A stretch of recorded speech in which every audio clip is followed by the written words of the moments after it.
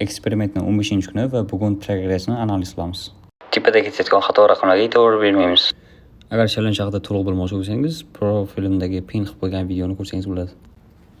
Xo'p, 15 kun oldin bu challenge men elektroturnik bilan boshlagandim. Undan keyin bunga отжимание bilan maslab ham qo'shildi va har bir mashqni 10 daqiqa ichida nechta qilib olsam shuncha qilayotgandim. Отжиманиeni boshlaganimda 10 minutda 60 ta qilayotgandim va maslabni boshlaganimda 10 minutda 30 ta qilayotgandim. 2 haftadan keyin mana o'sish slishim katta bo'ldi. Nimaiki turnikda hozir 10 daqiqa ichida 70 ta qilaman, maslabni 40 ta qilaman va отжиманиeni 135 ta qilaman. Bu raqamlar slishim katta rezultat ko'rsatdi va o'ylaymanki, bu o'sha tanlagan programmamni effektivligidan mas'ul.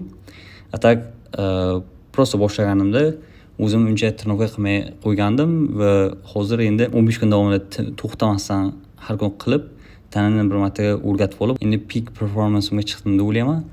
Va shundan xulosa qilsam bo'ladiki, bundan keyingi misol 15 kunda men yana shuncha progress qilib olaman deya olmayman.